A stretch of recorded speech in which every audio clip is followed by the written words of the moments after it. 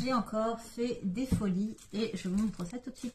Le premier que je vais vous présenter, c'est le Visconti. C'est un tarot italien qui est la référence vraiment des tarots en Italie à cette époque, au XVe siècle. Il faut savoir qu'à l'époque, les tarots étaient commandés par des riches familles. Ils étaient vraiment dessinés pour mettre l'histoire de la famille en valeur, les armoiries.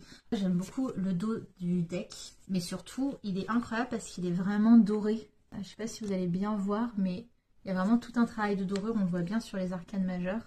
Je le prends en sujet d'étude parce que les tarots italiens, forcément, sont très versatiles et du coup sont très différents.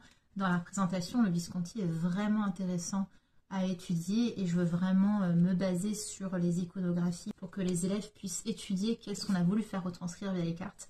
Très très beau et très honnêtement, même si je l'ai pris comme sujet d'étude, j'ai bien envie de l'utiliser pendant vos guidances. Parce qu'un si beau tarot, franchement, il ne faut pas qu'il reste dans le placard. Je suis trop contente de celui-là. Ensuite, on passe à deux tarots de Marseille. En fait, les deux, ce sont des noms éminents de l'histoire du tarot de Marseille. Vous avez Jean Dodal d'un côté et vous avez Nicolas Convé de l'autre. Les deux, c'est des influences indétrônables. Dans l'ancien unboxing, je vous avais montré le Jean Noblet, qui est vraiment un tarot de Paris. Le Jean Dodal, lui, c'est un tarot de Lyon. Il date des années 1701. On a un tarot qui est extrêmement simplet, assez pauvre en détail, je dirais. Elles sont vraiment grandes, je ne sais pas si ça a été fait à l'identique de l'époque. Je trouve ça intéressant parce qu'il y a des gravures qui sont en plus, mais il y a certains détails qui nous manquent. Par exemple, sur le chariot, on n'a pas forcément un travail sur l'écusson, donc c'est un peu plus difficile de dater le tarot exactement. 1701, ça reste, je pense, une estimation.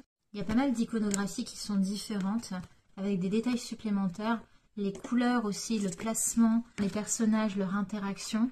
On est sur des positionnements complètement différents. Là, on a un oiseau en plus dans la carte de l'étoile. Il a l'air un peu moins détaillé, mais au final, si on cherche un peu plus, je crois qu'il a pas mal de secrets à nous révéler. Mais celui que j'attendais encore plus, je crois que c'est celui de Nicolas Convé, qui est un maître quartier de Marseille. On est sur un dos de cartes assez classique pour le Jean Dodal. Par contre, pour le Nicolas Convé, je le trouve très beau. Les cartes ont été restaurées, mais ça reste... on voit qu'ils ont vraiment voulu faire selon les copies originales. Donc, il y a vraiment un effet patiné, vieilli. Et je ne sais pas si vous allez réussir à bien voir. En fait, il y a vraiment une délimitation là, où ils n'ont pas continué la carte. Mais je pense qu'ils ont voulu rester extrêmement fidèles à la copie de base. Ce qui fait que ça fait vraiment comme si on imprimait des images sur du papier. Je ne pense pas que je l'utiliserai en guidance, mais pour le côté historique, je pense qu'il est important. Mais qui est du coup moins joli à tirer, je trouve. Regardez comment c'est très patiné au niveau des couleurs. Il y a certains détails du coup qu'on perd complètement.